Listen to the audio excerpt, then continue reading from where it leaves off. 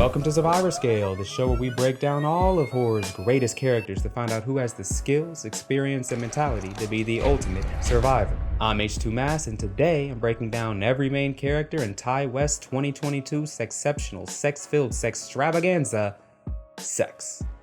X, where old people have intense intercourse during their breaks from killing people producing porn. Yes, you heard that right. This movie is wild. You'll see.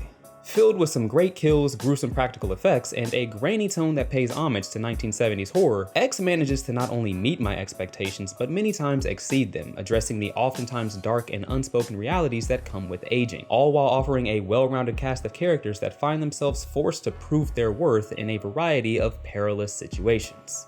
But who will come out on top? Well, let's find out. The film begins in 1979 with a sheriff pulling up to a crime scene and taking a peek at some dead flesh the film will soon give us the context for. But as he walks around the house, we find ourselves with more questions, like what the hell happened here? Well, maybe the sheriff has an idea. What do you think? How the hell should I know? Understandable. We then rewind 24 hours earlier, introducing us to Maxine, doing what every other living thing did in the 1970s. Cocaine. Her boss and boyfriend Wayne then comes in and gives her a boost of confidence. You're special. There ain't nobody else out there like you. I wish somebody would tell me that. The pair then leave as they meet up with their porn production partners to make a film called The Farmer's Daughters. Well, that doesn't sound like porn at all. We then meet Bobby, one of the stars of the movie, telling us about her American dream. I just want a paper house, a big old pool so I can float around with my knees in the breeze and tan these titties. We also meet Lorraine, the one who records the audio with a shotgun mic, but seems quite uncomfortable with making an adult film, especially since her boyfriend RJ didn't tell her the kind of movie they'd be filming. When she voices her opposition, he does his best to plead his case. It is possible to make a good dirty movie. When they stop to get some gas, they begin filming, giving us a good look at Jackson, the male performer in this porno, played by... Wait, is that Kid Cudi? How long has he been here? Day and night, the lonely loner seems to free his mind at night. Nice to see he's expanding as an artist. Soon after, they arrive at their filming location, a boarding house on some old man's property. When Wayne walks up to his door, however, the man points a gun at him, saying that Wayne is trespassing. Wayne then puts his hands up and calmly reminds the old man that they had already talked on the phone about him staying there, so the old man relaxes and lowers his gun, showcasing Wayne's ability to remain calm under pressure and talk his way out of danger. Let's see how that holds up. As Maxine gets out of the van, she sees an old woman staring at her from a window in the attic. When they get to the house, the old man gives them a brief history lesson. Building was for soldiers during the Civil War. Wait, you don't mean us as in you personally, right? I mean, the Civil War was over 100 years ago, man. Like, you can't be that old, right? Right? Jackson then joins the conversation and says that he served in Vietnam. Had enough farmers trying to shoot me for one lifetime. Know what I mean, Pops? I'm sure he does know what you mean. But what he doesn't know is that you're filming porn. Yes, that's right. Wayne did not tell the old man that he and the rest of his crew came there to produce a porno because he didn't want him to turn them away, showcasing Wayne's willingness to take risks, especially for his own gain. Well, it's better to beg for forgiveness and ask for permission. I guess we'll see how that works out. As Jackson and Bobby begin filming their first scene together, Maxine goes skinny dipping in a nearby... Who the hell is that? Is that the old woman from earlier? Damn, she's creepy. After watching the scene they just shot, Wayne tells RJ his excitement about the movie. People's eyes are gonna pop out of their damn skulls when they see this. Interesting phrasing. Back at the lake, an alligator takes notice of Maxine as she starts swimming back to the dock, unbeknownst to her. And it gets closer, and closer, and closer. But she gets out before it can reach her. Man, she really needs to work on her awareness. That alligator got very close and she didn't even seem to notice. It may not have gotten Maxine, but I'm telling you, it's getting somebody in this movie. No way they show it getting that close just for it to not kill anybody. On her way back to the crew, Maxine sees the old woman standing outside of the house, looking creepy as she invites her inside. Despite her apparent reservations, Maxine agrees to go into the house, showing a level of politeness that could influence her to make decisions against her best interest. When Maxine enters, they have a nice glass of lemonade and the old woman tells her about her worthless life. You survived the trenches and all. I don't care! She then tries to fondle Maxine. What are you doing? What are you doing? That's what I'm saying. Maxine then runs away and reminds us that the film takes place in the 70s by doing some more cocaine, showing a coping mechanism that may impair her decision-making, lowering her chances of survival. As the crew films another scene, this time with Maxine, the old woman creepily watches from the window and gets turned on, so she goes back to her husband to start some fire, but he doesn't think his old-ass wood can take the heat. My heart. So he gets out of the kitchen, or whatever room that is. After they finish filming, Lorraine has an extreme change of heart and offers to do a scene herself, shocking everyone else. RJ then argues against it about as well as you'd expect from a 1970s film student directing a porno. Why not? Because no. Lorraine, however, gains the upper hand with her argumentation. Nobody's coming to see this film for the plot. They're coming to see tits and ass. And a big dick. She's wrong though. I watch porn strictly for the plot. RJ gets so frustrated that Wayne has to take him outside so the two of them can talk about it themselves, after which RJ lets his emotions control his actions and he unintentionally insults Wayne's girlfriend. Lorraine is not like the others in there. She is a nice girl. All of this shows RJ's ineffective persuasive skills and emotional immaturity, his need to control others that causes him to make impulsive decisions, harming his relationships with those around him. In fact, these qualities only look worse after she shoots the scene, and RJ cries in the shower before vindictively taking the van and leaving while everyone sleeps. However, he stops when he sees the old woman creepily standing in front of the exit. If that were me, I'd have just kept driving. You get bonus points for every year she's been alive. Instead, he gets out of the car to see if she's okay. When he gets close, she seductively rubs her body against his, but he backs away in disgust. So, to match his vindictiveness, she stabs him in the neck, gets on the ground, and starts stabbing him again. Talk about rejection issues. Let's rank RJ. He initially seems fairly even-tempered, but when faced with opposition, his true nature comes out and he shows how heavily his emotions control his actions. In other films, I think his impulsiveness would lead to decisions that not only harm himself, but also those around him, making his poor combat ability and reflexes even more damaging. I mean, he really couldn't dodge that old lady. With all that said, I'm placing him in D tier, with his strongest performances coming in supernatural horror movies and his weakest performances coming in action horror movies. After RJ's death, Wayne and Lorraine wake up and start looking for him. Wayne goes into the barn, walking around wearing nothing but some very tight, very revealing underwear, showcasing an extreme lack of caution by walking around without any shoes. I mean, you could step on a... Ooh, that looked like it hurt. Here, Wayne's awareness takes a huge hit as not only did he not have any protective footwear, but he didn't even compensate for such a large drop in his defense by becoming more observant of his surroundings, causing him to take massive damage that significantly lowers his mobility and greatly reduces his chances of survival. He then doubles down on this lack of caution by making the same mistake that so many other horror movie characters make when he hears a noise and puts his eyes in front of small holes. You should never put your eyes so close to a hole that narrows your vision so much, or this'll happen. Damn, looks like his eyes popped out of his own head. Let's talk about Wayne.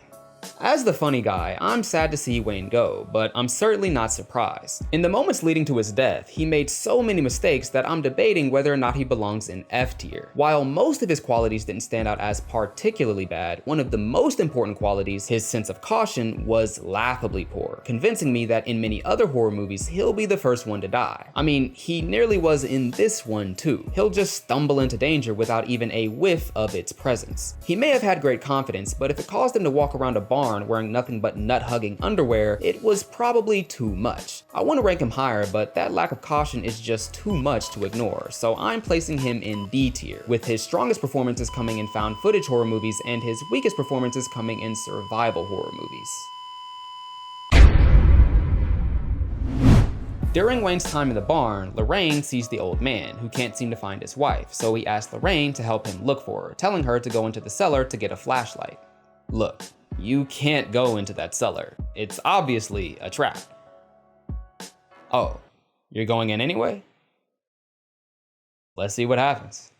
She goes downstairs and looks for the flashlight, eventually grabbing it from the workbench. Found it! When she walks back upstairs, she tries to open the door but finds it locked and ends up panicking before running back downstairs, turning the light on and seeing a dead body hanging from the ceiling.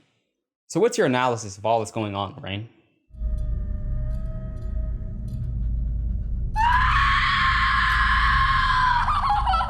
Thanks for the input.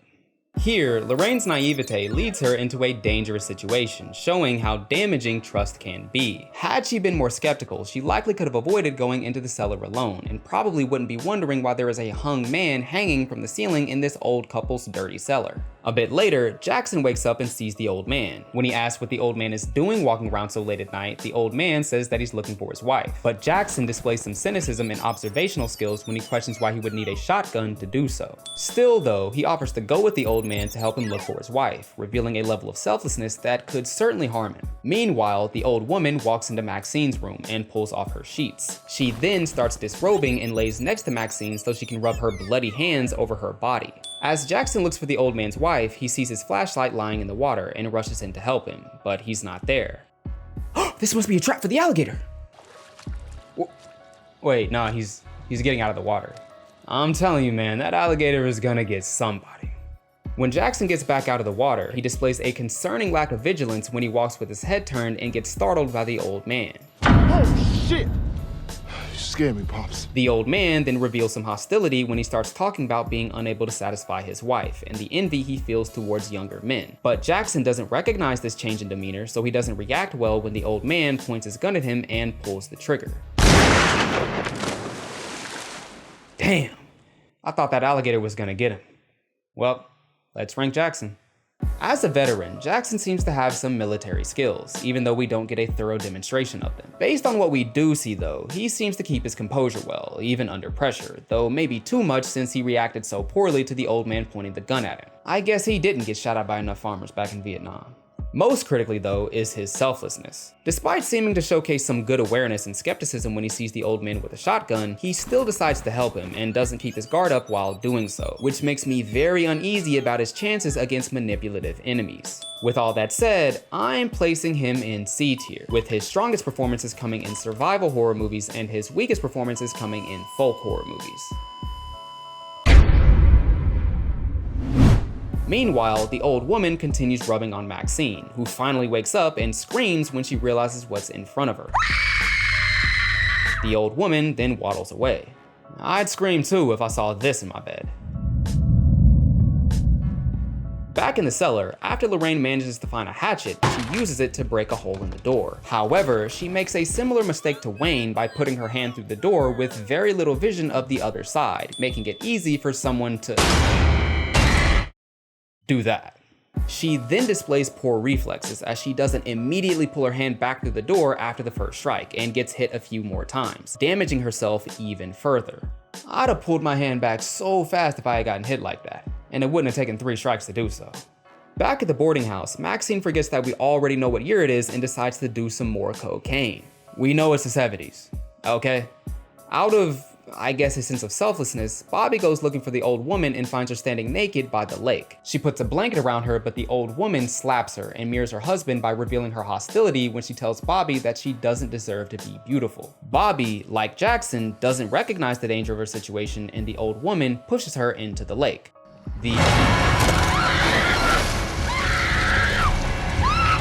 It finally got someone! I told you! But let's talk about Bobby.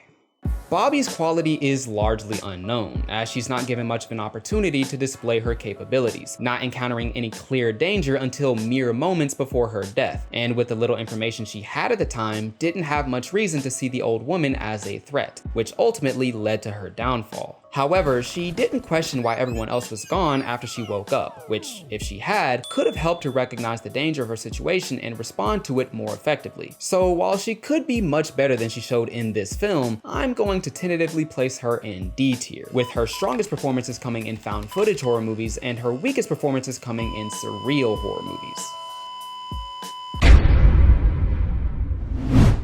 When the old man and woman come back to the boarding house, Maxine hides under the bed, but suffers a severe case of secondhand embarrassment when the couple starts committing intercourse 3 feet above her. Luckily, she manages to sneak away under the sound of their moans. When she reaches the car, she seems willing to leave without checking on her friends, showcasing some impressive selfishness, but is unable to escape when she finds a knife in the tire.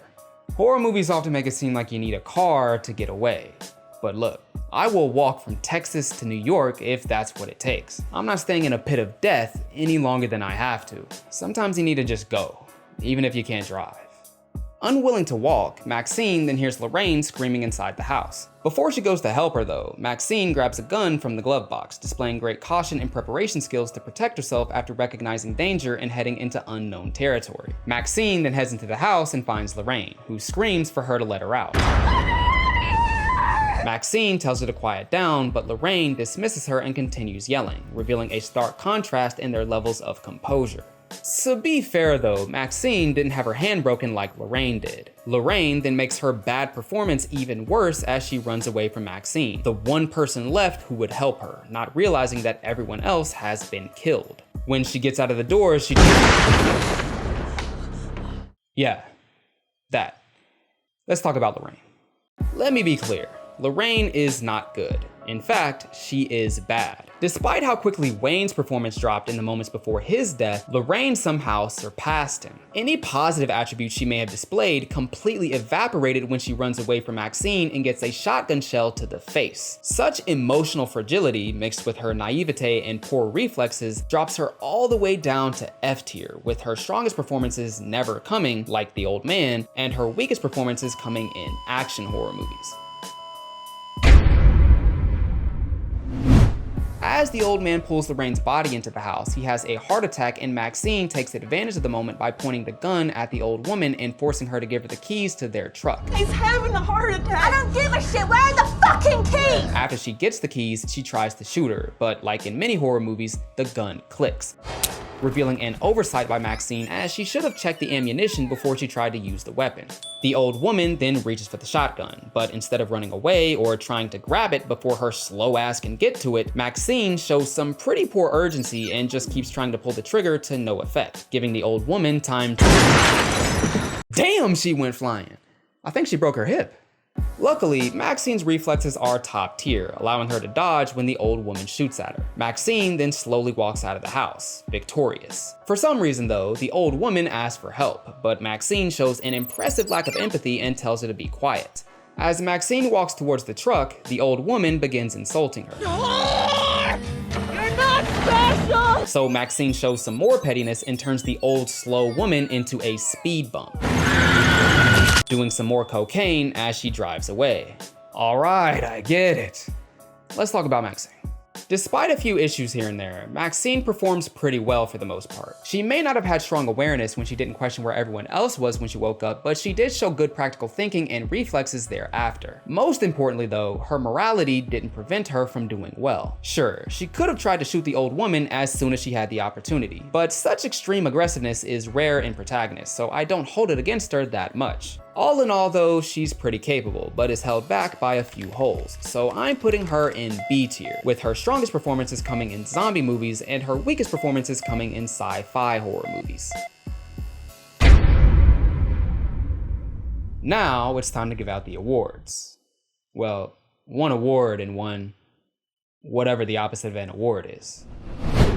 First off, the Ultimate Survivor Award goes to the character most likely to survive a random horror movie, and I'm giving this to Maxine. She may not have performed perfectly, but she had far more positives than her competitors. She displayed some great awareness and caution, and even had some impressive reflexes, allowing her to dodge a shotgun, though an old woman who got knocked back 20 feet after doing so was the one pulling the trigger. Still though, I think she'd do decently well in other horror movies, at least better than the other victims in this film based on what we see.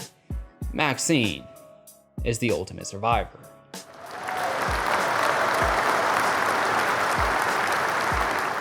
That cocaine is a problem though. She needs to work on that. The First Kill award goes to the character least likely to survive a random horror movie, and I'm giving this to Lorraine. More than maybe anyone else I've covered so far, Lorraine's emotions seem to overwhelm her and completely commandeer her decisions, preventing her from taking a beneficial course of action. In other films, such extreme overreactions will likely get her killed, even in the rare times she finds herself in a good position. Lorraine is the first kill. But that's it. The average ranking for this cast was D tier. A pretty bad collection of characters. X may not be for everyone, but it was certainly for me. Its characters, kills, and story were all pretty interesting and well done, and I can't wait to see more like it. Thanks for watching.